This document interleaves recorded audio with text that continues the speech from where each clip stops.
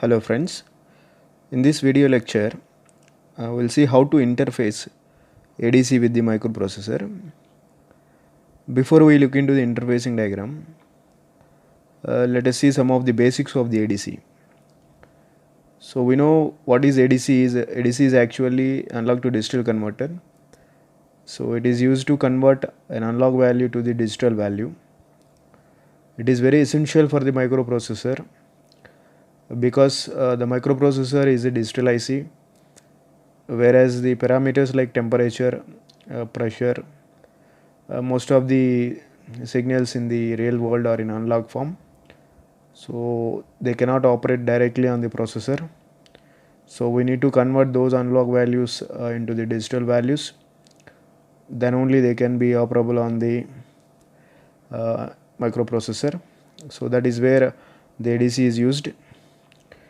For example, if you consider an air conditioner, where it is used to measure the room temperature.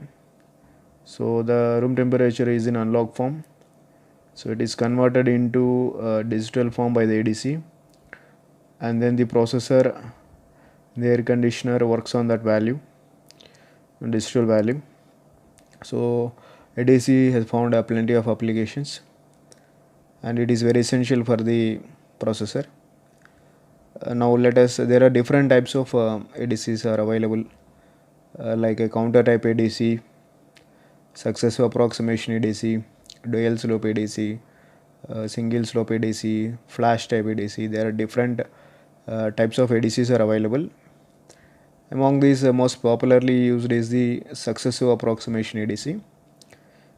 And also there are different ICs available in the market, ADC ICs, like ADC 0804 and ADC 0806, sorry, 0808, and then ADC 08016. So likewise there are different types of ADC chips are available in the market. So here in this interfacing we are discussing about ADC 0816. So ADC 0816 is an analog to digital converter that is based on successive approximation type ADC, where it has 16 inputs and 8 outputs.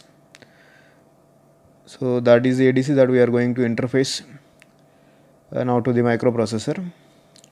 So now let us look at the interfacing diagram of the ADC with the microprocessor. So if you look at this is the ADC chip 0816. So it has 16 input pins, that is input 0, IN0, input 1, and then that is IN1, input 2, input 3, and so on. It has up to IN15, that is input 15. So it has a total 16 input pins. So you can give 16 analog inputs to this ADC, so it can accept 16 different analog input values, as it has 16 different analog input channels.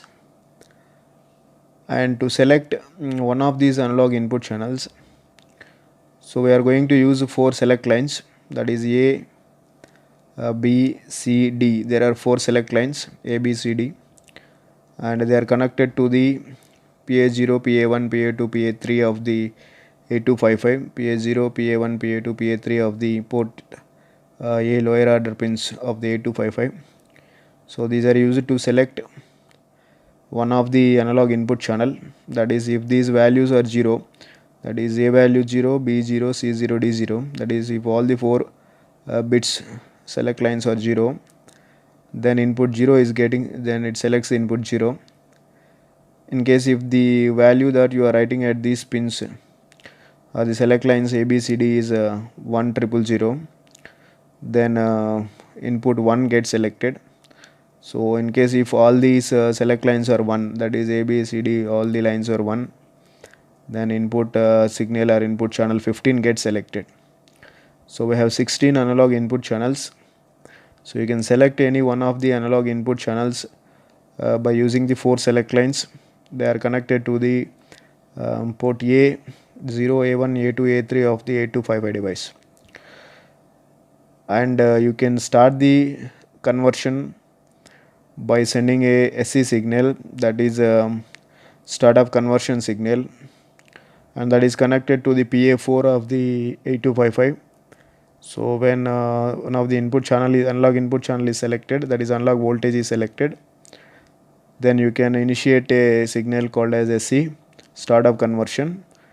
Then the ADC starts converting the analog input value into the digital value based on the clock signal applied. So there is a clock generator that can be even from a processor, or a separate clock generator can be used. So based on the clock generator clock signal, it starts converting the analog signal into the digital signal upon SCC, upon giving the start of conversion signal. So once the signal is converted into digital value, then the ADC informs the 8255 by making the EOC high, that is end of conversion signal. So when the conversion is done, then it generates a signal called as EOC, end of conversion signal, and that is connected to the PC0 port C bit 0. Once the 8255 receives the end of conversion signal, then it enables the output of the ADC, that is OE. It sends a active high signal, that is logic 1. So it sends the one signal, logic 1 signal on the pin PA5, that is output enable pin. So the output enable pin of the ADC gets selected. Then it allows the 8255 PPI to read the data from the ADC. So once the output is enabled, then 8255 reads the data that is available on the ADC chip from the port PB0 to PB7. So the output lines, there are 8 output lines for this ADC. So the 8 output lines are connected to the port B. So least significant output is connected to PB0, and most significant bit output is connected to PB7. So these 8 output bits are connected to the port B. So upon giving the OE signal, output enable signal, then 8255 starts reading the data on the port PB0 to PB7. So this is how this ADC works. So it has a 16 input lines. You can select any one of the input lines by using the select lines ABCD, and then you need to give a start of conversion signals to start the conversion from analog to digital. And once the conversion is done, then it gives a signal EOC, that is ADC gives the signal EOC. Once the 8255 receives the EOC signal, then it enables the OE and start reading the data available on the output pins, 8 output pins. So this is how this ADC works. And there is a VCC and ground applied to the ADC to provide the power supply to the ADC, and there is a reference voltage. So reference voltage plays a very important role in ADC conversions. So there is a reference voltage applied to the ADC, so that helps in converting the analog values into the digital values. And you can see that they are interfaced to the port B and port A and port C pins of the 8255. And from this 8255 it is connected to the 8086 processor, that is the data pins of the 8255, and the control signals like read or write and the port address pins, they are all connected to the 8086 microprocessor through the decoders. So this is how we interface the ADC 0816 with the 8255. Now let us look at the control word format for this ADC conversion. So what is the control word that we want to write into the 8255 for this mode or for this interfacing is 83H value. So 83H means you are selecting the D7 bit. We know the control word bit pattern or control word written for the 8255 is 8-bit control word. So there are 8 bits D0 to D7. So if your D7 bit is 1, that means this 8255 operates in IO mode. So we know that we need these ports to be operates in input output mode now. So we are selecting the IO mode for D7, and then we are selecting the mode 0 for group A and mode 0 for group B. For that D5 D6 pins should be 0 and D2 pin should be 0. So making D2 0, D5 D6 0 makes the group B, that is port B, and port C lower, group A, that is port A and port C upper, makes them to work in mode 0. So mode 0 is a simple IO mode. And then selecting the direction of the port A. So if you look at the 8255 and ADC interfacing, port A is acting as an output port. So port A is used to write the values to the ADC, that is the select lines, SC, OE. So all these bits are written to the ADC from the port A. So port A acts as an output port. So D4 bit is set as a 0 so that the port A acts as an output port. And then D3 we are not using the port C upper. Port C upper means port C3, port C, PC4, PC5, PC6, PC7 are the pins that we are using in port C upper, and those PC4, PC5, PC6, PC7 are not using here. So simply it is considered as 0. And then D2 we have already discussed, it is a mode 0. And D1 is a port B direction. So port B, if you look at the port B is used to read the data from the ADC. So it is an input port. So port B is acting as an input port because it is reading the data from the ADC. So we are setting the port B direction as an input direction, that is 1. Whereas port A direction, you are setting it as a output port 0. And port C lower. So in port C we are using a 1 port C bit, lower bit, that is PC0. So that PC0, that is acting as a input port, that is for giving the end of conversion signal. So it is also selected as a 1. So the value that we are getting here is 83H. So 1000 1000 is 8 and then 0011 is 3. So 83H is the value that we are writing to the port to make it to the control word to make it work in the ADC interfacing mode. Now let us look at the flowchart and a simple program for the above ADC interfacing. That is a simple flowchart is shown here for the software implementation of the ADC interfacing. So first you need to start the process by writing a proper control word to the 8255, that is you need to write the proper control word, that is 83H. So you need to write the proper control word, that is 83H to the 8255, and then you need to select the channel number,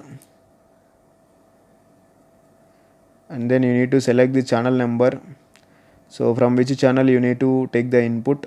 So you can select the channel number by selecting the port A bits, A0, A1, A2, A3 bits, that is by using ABCD pins. And then you can issue a signal called as a startup conversion signal to start the conversion process from analog to digital.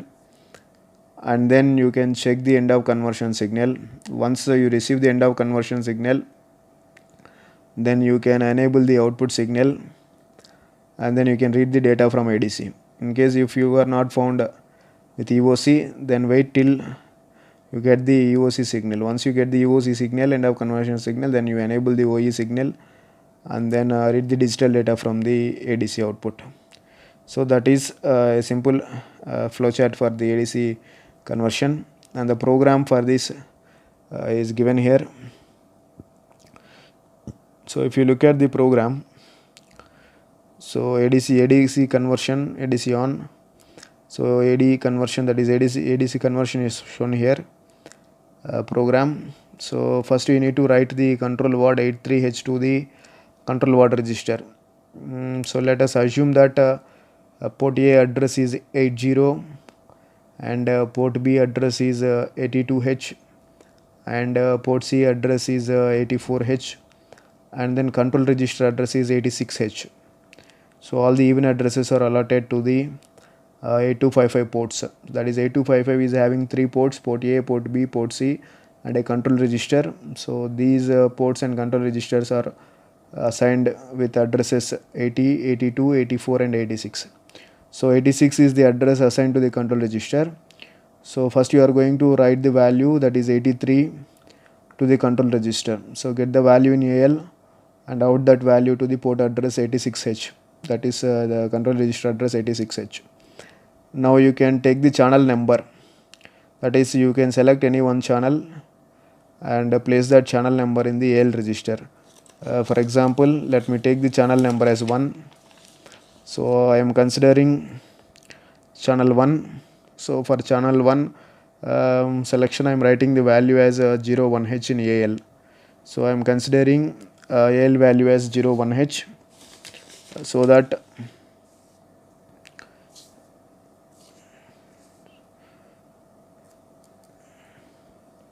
I am considering channel number as 01.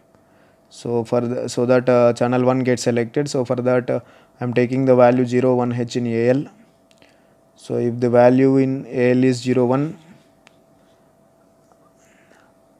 now we are doing AND operation with the value in AL and 0FH. So we are doing AND operation between the value 01 and 0FH. Then what result we are obtaining here is 000 and then 0001. That is the same value we are obtaining. But still, why we are doing AND operation here is to clear the higher order bits, because we know that in our interfacing diagram, if you look at the interfacing diagram, the higher order bits PA4, PA5, they are all used to enable the startup conversion and output enable. So we want to clear those pins or reset those pins. So we are doing AND operation with 0FH. So if you do the AND operation with 0FH, then these higher order pins, that is SC, startup conversion, and OE pins gets cleared and they will become 0. So we are doing AND operation with the 0FH. So we'll get the value 01. So 01 is the channel number that you want to select.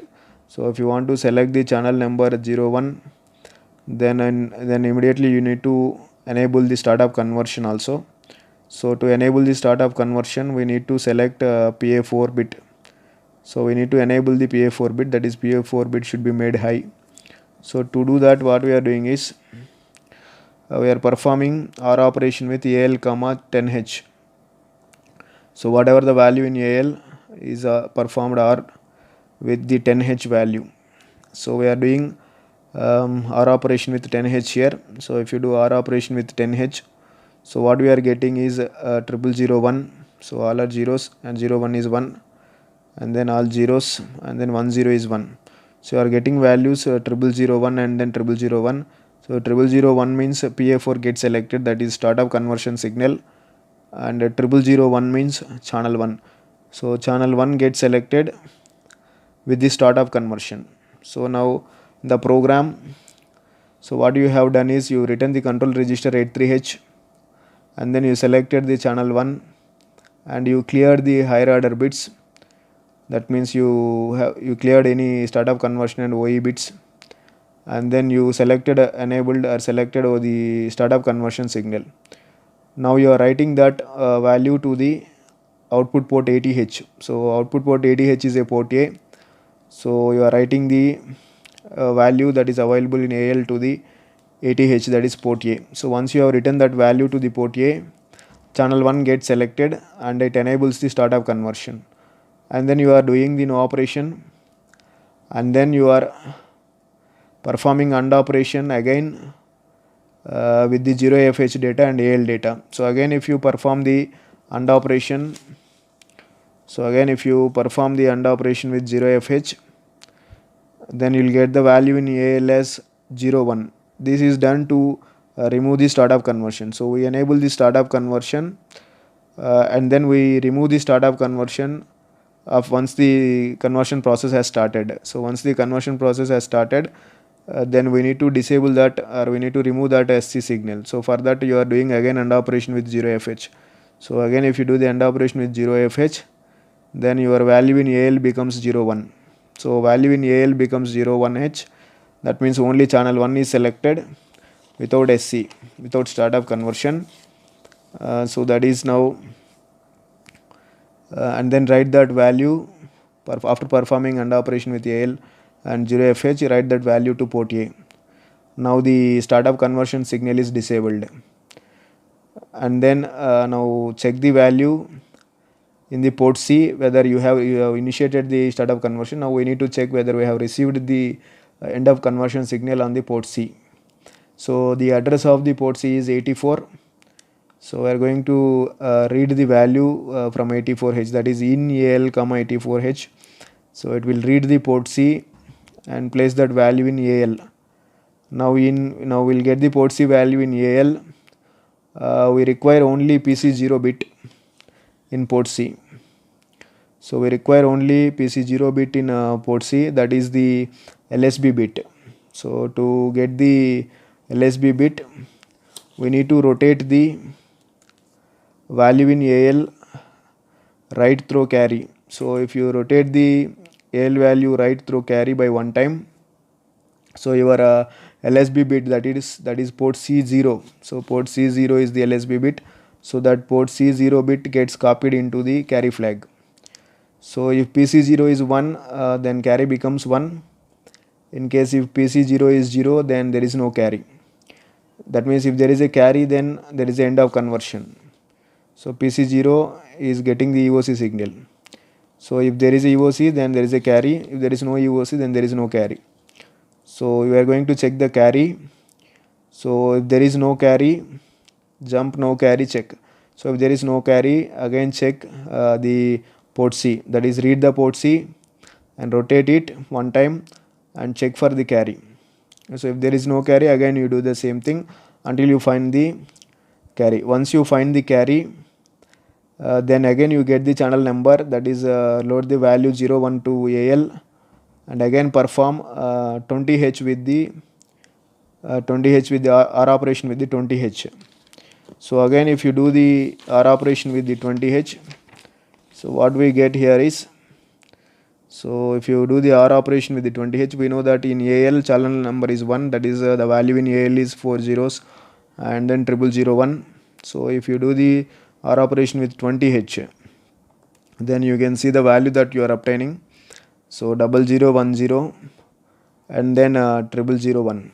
So in such case the PA5 value is 1. So PA5 value is 1, which means that output enable is selected.